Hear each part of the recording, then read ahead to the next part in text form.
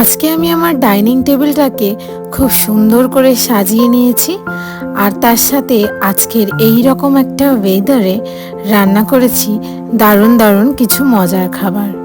আসসালামু আলাইকুম সবাইকে, কেমন আছেন সবাই? আশা করছি সবাই অনেক ভালো আছেন। আলহামদুলিল্লাহ আমরাও অনেক ভালো আছি। তো আজকের ভিডিওটা সকাল থেকে স্টার্ট করেছি আর সকালের ওয়েদারটা ঠিক এরকম, তাই উঠতে একটু দেরি হয়ে গেছে। একদম আকাশে খুব মেঘ করে এসছে, কখন জানি বৃষ্টি হবে বৃষ্টি হবে। তো এরকম একটা ঠান্ডা ঠান্ডা ওয়েদারে ভাবছিলাম কি রান্না করা যায়, তাই ভাবছিলাম যে আজকে রুটি না করে নাস্তায় লুচি আর আলুর তরকারি করা যাক। তো আজকে কিন্তু আলুর দম করব না, আলুর তরকারি করছি। প্রায় সময় রুটি বা পরোটা, লুচি এগুলো দিয়ে না আলুর দমটাই খেয়ে থাকি। তো ভাবলাম আর আজকে আলুর দম করব না, আজকে একটু আলুর তরকারি করব আর তার সাথে লুচি করব। আজকে না একদম ছোট ছোট মিনি মিনি লুচি করব। তো এখানে তরকারিটা বসিয়ে দিয়েছি। তো এখানে আমি তেল দিয়ে প্রথমে জিরে, তারপরে পেঁয়াজ, কাঁচা লঙ্কা আর একটুখানি আদা দিয়ে ভালো করে একটু ভেজে নিয়েছি। তারপরে আমি এখানে আলুটা অ্যাড করে নিয়েছি। আলুটাও কিন্তু এরকম ছোট ছোট করে আলুর দমের মতোই কেটেছি। তো আলুটা একটুখানি নেড়ে চেড়ে নিয়ে আমি দিয়ে দিয়েছি এখানে একটা গোটা টমেটো। তো টমেটোকে আর কি ছোট ছোট করে কেটে দিয়েছি। তো এখানে নুন আর হলুদ দিয়ে ভালো করে এটাকে ফ্রাই করে নিচ্ছি। এতে করে মানে যে টমেটোটা দিয়েছি সেটাও একটু নরম হয়ে যাবে আর আলুটাও ভাজা ভাজা হয়ে যাবে। তো এরপর একটুখানি জিরে আর ধনে অ্যাড করে দিয়েছি। তো এরকমভাবে একটুখানি কষে নিচ্ছি আলুটাকে। কষে এখানে পানি দিয়ে দিলাম, পানিটা দিয়ে দিয়েছি। এবার এটাকে সেদ্ধ হতে দেব। এরপরেই আমি লুচি করব বলে আমার ট্রাইপডটা সেট করে নিচ্ছিলাম, কিন্তু দেখলাম কোনো মতেই আমার ট্রাইপডটা সেট হচ্ছে না।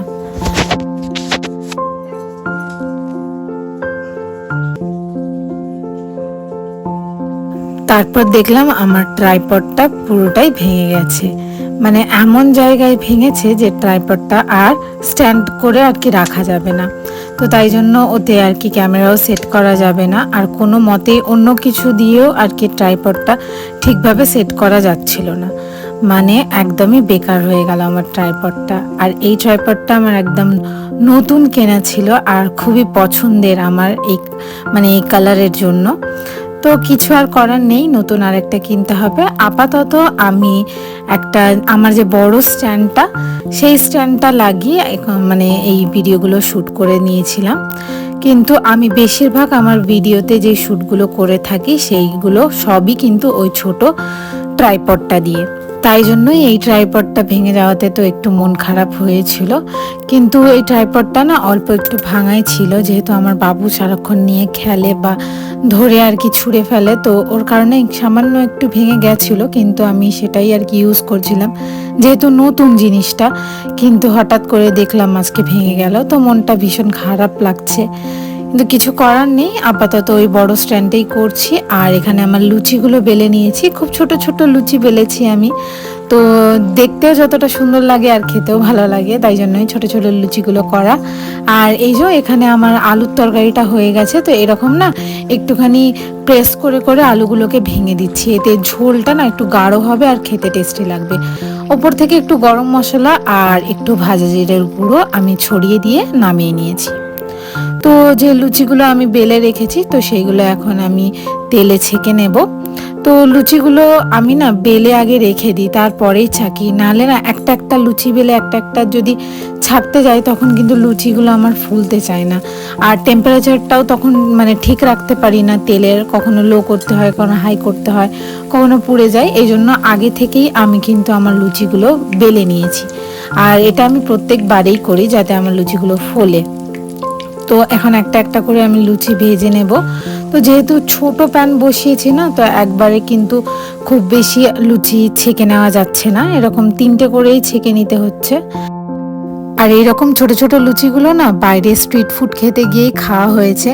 তো আমি চেষ্টা করি সব সময় যে বাইরের যে স্ট্রিট ফুডগুলো থাকে সেইগুলো আর কি ঘরে বানিয়ে খাওয়ার, এতে না একটা আলাদা টেস্ট লাগে, তো আর দেখতেও মানে ভালো লাগে। তো এই জন্য চেষ্টা করি যে বাইরের যে স্ট্রিট ফুড আইটেমগুলো ঘরে তৈরি করে খাওয়ার। তো সেটাই আজকে করেছি। লাস্ট টাইম আমি অনেক আগে এরকম ছোট ছোট লুচি বাইরে খেয়েছি, তো তারপর অনেক দিন পর আমি এটা ঘরে বানালাম। তো এরপর আমি নাস্তাটা করে নিয়ে না হলরুমে চলে এসেছিলাম। তো হলরুমের যে আমার সোফাটা, তো সেটা একটুখানি ঠিক করে নিচ্ছি।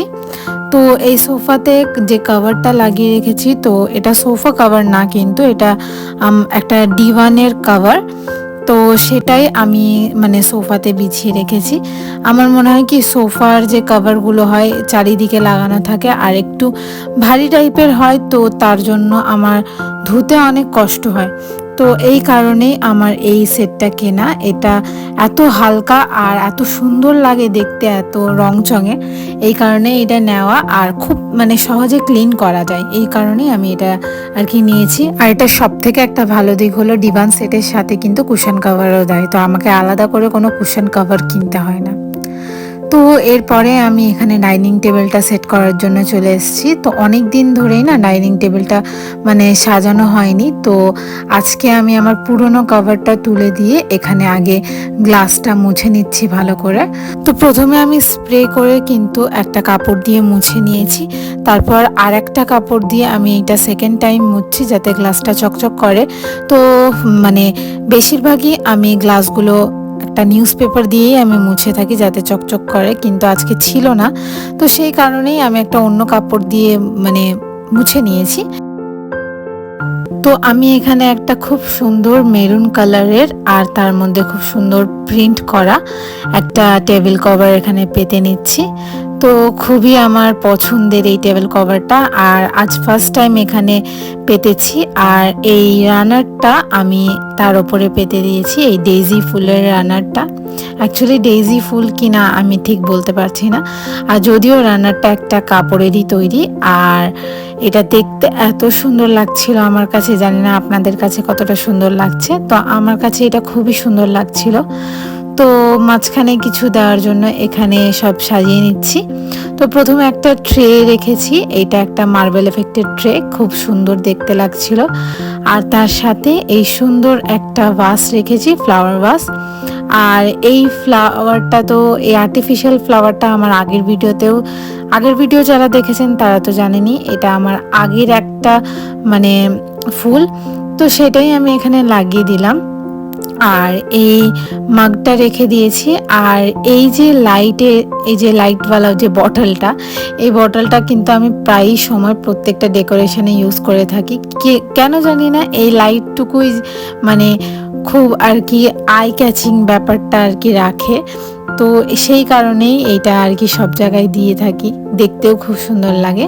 আর এর সাথে একটা ব্ল্যাক বটল রেখেছি, আর একটু গ্রিন এফেক্ট দেওয়ার জন্য এইখানে এই ভাসটাও রেখে দিয়েছি।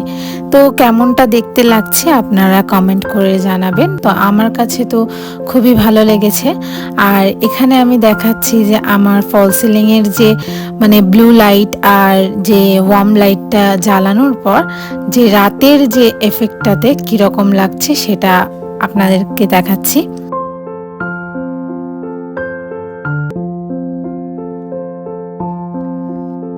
তো এরপর আমি দুপুরে রান্না বান্নার কাজে লেগে গেছিলাম। তো এখানে যে মাংসগুলো দেখতে পাচ্ছেন সেগুলো হচ্ছে কোরবানির যে চাল করা যে মাংসগুলো থাকে, সেই মাংসই আমি এখানে নিয়ে নিয়েছি।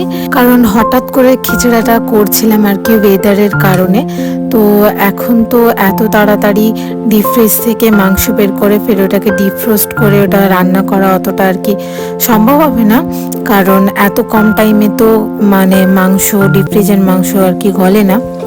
তাই জন্য আমি আর ডিপ ফ্রিজ থেকে মাংসটা বার করলাম না। এই মাংসটা দিয়েই আজকের মানে কলকাতা স্টাইল যে ডেক বিরিয়ানি মানে খিচড়া, সেটাই আমি করে নেব। তো এইখানে আমি না ডাল, ছোলার ডাল আর ঘরোয়া যে চাল হয় সেই চালই আমি ভিজিয়ে নিয়েছি। এটা চাইলে না বাসমতি আর কি চালেও করা যায় আর এই চালেও করা যায়। দুটোর টেস্ট একটু চালের হিসেবে ডিফারেন্ট লাগে, কিন্তু খেতে খুবই মজার হয়। তো যেটা আর কি বিরিয়ানি হোক বা খিচড়া, যেটা মেন কাজ হয় সব প্রত্যেকটা বিরিয়ানির ক্ষেত্রে, মানে বেরেস্তা করে নেওয়া, তো সেই বেরেস্তাটাই এখানে করে নিয়েছি আমি।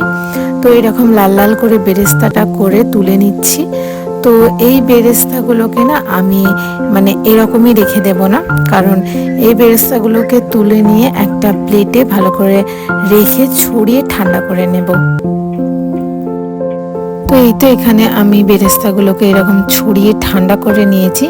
আর যখনই ঠান্ডা হয়ে যাবে তখনই এইরকম বেরেস্তাগুলোকে গুঁড়ো করে নিতে হবে।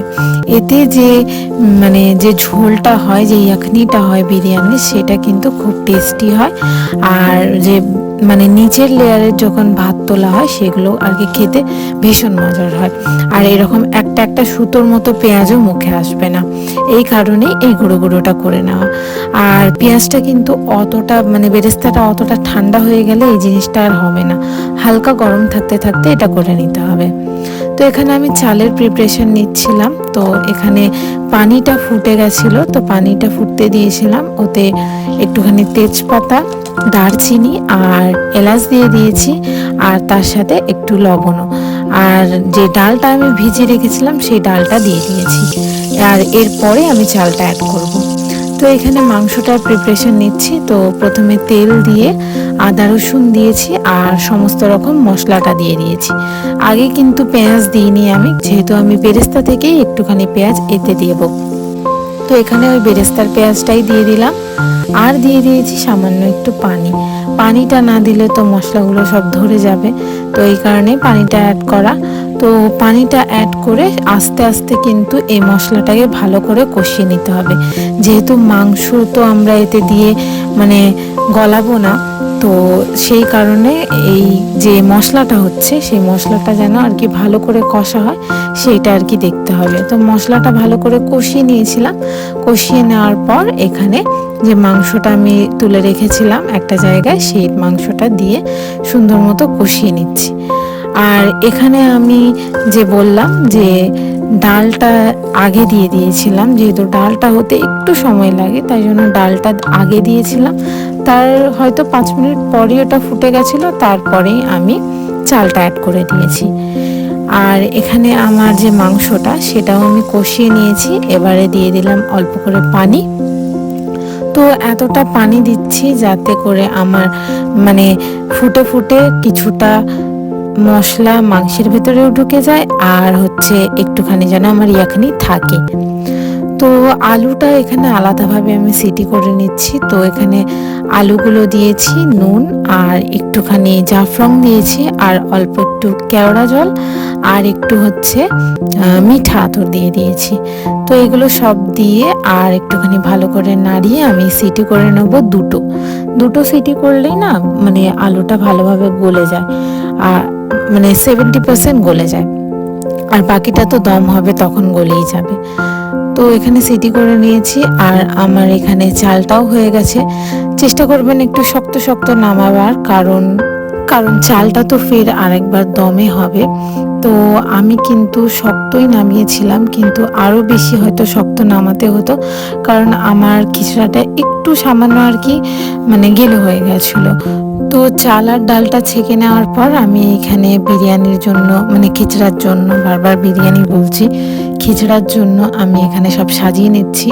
তো ওই সেম হাঁড়িতেই আমি মাংসের ওপরে আলুর ওপরে বেরেস্তা, আর হচ্ছে বিরিয়ানির মশলা, মিঠা আতর, তারপরে কেওড়া জল, এগুলো আর কি অ্যাড করে দিয়েছি ওপর থেকে।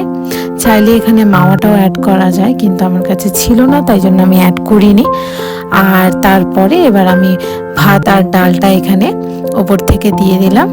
তো এরপরে না আমি যেহেতু দুধ দিচ্ছি না, এতে দুধও দেওয়া যায়, তো দুধটা যেহেতু দিচ্ছি না তাই এরকম শুকনো ভাবেই আমি কালারটা দিয়ে দিলাম। আর যদি মানে দুধ দেওয়া যায় তাহলে দুধের মধ্যে একটুখানি কালারটা মিশিয়ে ওপর থেকে দিলে আরও সুন্দর দেখতে লাগে। তো এখানে এরকমই শুকনো দিয়ে তার উপরে কিছু 6টা মতন কাঁচা লঙ্কা, এমনি গোটা কাঁচা লঙ্কা আর কি দিয়ে দম হতে দিয়েছিলাম 20 মিনিট মতো। খিচুড়াটা একটু গলে গেছিল, কিন্তু খেতে খুবই মজার হয়েছিল।